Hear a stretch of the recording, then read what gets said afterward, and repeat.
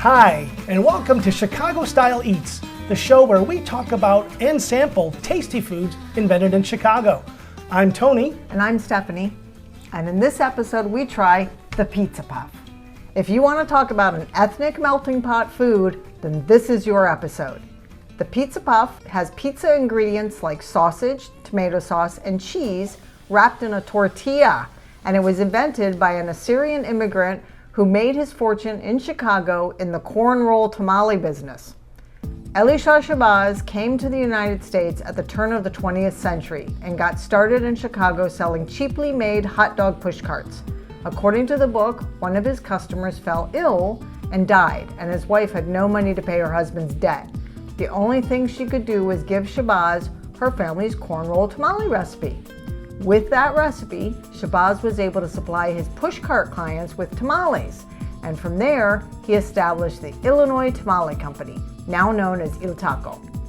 By the early 1970s, most of Shabazz's clients were now in brick-and-mortar hot dog stands, and they expressed to him their concern about the pizzerias that were popping up all around them, and they needed a way to compete. After a lot of trial and error, and inspired by the concept of the calzone, Shabazz came up with the pizza puff, a prepackaged, tasty snack that had all the flavors of a slice of pizza, but could be cooked in a deep fryer, which all the hot dog stands had by then, and eaten on the go with no mess. The secret to keeping the pizza puffs from exploding in the heat of the deep fryer? He wrapped the ingredients in a flour tortilla. Who knew? Today, Il Taco is known more for the pizza puff than it ever was for their corn roll tamales. No surprise there. You can find them in fast food restaurants in 38 states, as well as your local grocery store frozen snacks aisle. And I just want to say, it is good that they are more known for their pizza puff because it is way better than the corn roll tamale. Anything Anything roll tamale really is better than the corn roll tamale. So it is basically like pizza in a pastry. But to me, I thought it was phyllo dough. I had no clue this was tortilla, so that was very surprising. But you get it's a little bit spicy, and you get a little bit of meat, and you get cheese. But the thing about it not being a mess, it can be messy. When you take your first bite, there's a bunch of sauce that pops out. I remember when I took my first bite, it kind of launched into my mouth. The filling launched into my mouth. I was like, ooh, and it was hot. But yeah. I guess the mess would have been if I had spit it out from the pain and being burned. But it was yummy. Yeah, it was tasty. It is yummy. It's a good little snack to eat. It reminds me, I remember when I was a kid and be home, and you would want a snack, be home alone, I should say, and would want a snack, and we had those little pizza rolls. Remember those? And there were never enough of those. I would always eat them too fast. But the idea of the pizza puff made me think of those. But then it's it's not a great deal bigger. It's about the size of the palm of your hand, And I think that it was tastier than the little pizza rolls. Yeah. Well, I never had pizza rolls, so I don't know. But it was tasty, and it would be nice if they had different. And maybe they do. I don't know. They do. According to the book, they did pepperoni and other things. And other things, and like they've got a vegetarian version with no meat. Yeah, and they've got Reuben puffs and ham and cheese. So they've branched out. What we got at the place where we went was just the typical. I think it was like sausage type ingredients, sausage pizza ingredients. So. The basic original pizza puff.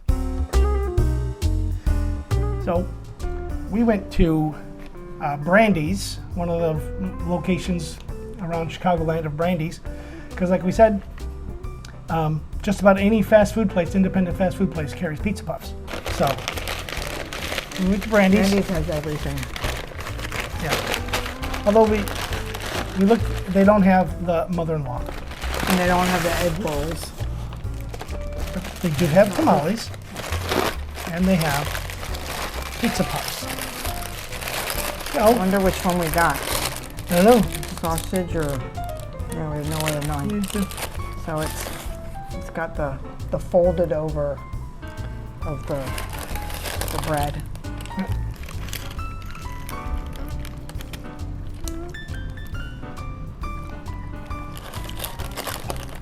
Sausage. That's tasty. Ooh, a little bit of bite, a little kick. Ooh, Nelly.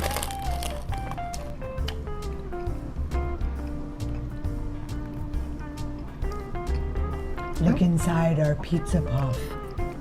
Looks like they Okay, don't. He won't let you. This is kind of a weird way to do this, but anyway, it's the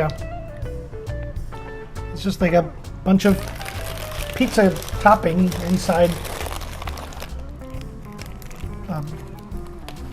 I always like it to be burrito. cheesier. Cheesier. Yeah, Yeah, it needs more cheese. I'm sure there's cheese in there. It's just not a lot. So this weekend we're going to make a pizza puff casserole. And it'll be another Chicago invented dish. Stephanie is hell bent on creating her own things with Chicago things. Jim Shoe dog, and we'll do the pizza puff casserole. You gonna explain what it is? No, not until we do it. Okay. Sure. Are we gonna do a Chicago style eats extra about it? Well, they are pretty darn tasty. Yeah, they are tasty. I could see growing up on these and loving these things because these are pretty good. Yeah, so it's a good little snack food. I imagine if you wanted a meal, you could get a couple of them, but it's a quick snack. They pop them in the deep fryer. It's pretty quick, and then you're sticking them in your face. So if you want a pizza puff, you can go to the frozen food aisle at your local grocery store, and if you have a deep fryer, you can do that at home, and maybe even create some fancy little recipe, expand on the pizza puff, or you can go to some of the fast food restaurants, not McDonald's or Burger King, but not other your chains, but your local independent. I think we saw them on offer at like Harold's Fried Chicken. Harold's Fried Chicken, Brandy's, Nick's. But yeah, usually your smaller independent Chicago fast food joints. Yeah. So go out and get a pizza puff and enjoy. Coming up on the next Chicago Style Eats, in 1926, Joe Sapp, at the corner of Western Avenue and 92nd Street, built a small shack called the Rainbow Lodge to serve, among other things, an ice cream cone. But he knew it couldn't be just any old cone, it had to be special. So Sapp stacked the cone high with a unique combination of flavors. From bottom to top, they were chocolate, strawberry, Palmer House, pistachio, and orange sherbet. Today, nearly 100 years later, this still immensely popular cone is still at the very same location, owned by the very same family. If you like this episode, click the thumbs up icon below. Don't like it? Let us know in the comments what might make it better. Want to see more Chicago Style Eats? Click the subscribe button below so you can get an alert each time we drop a new episode.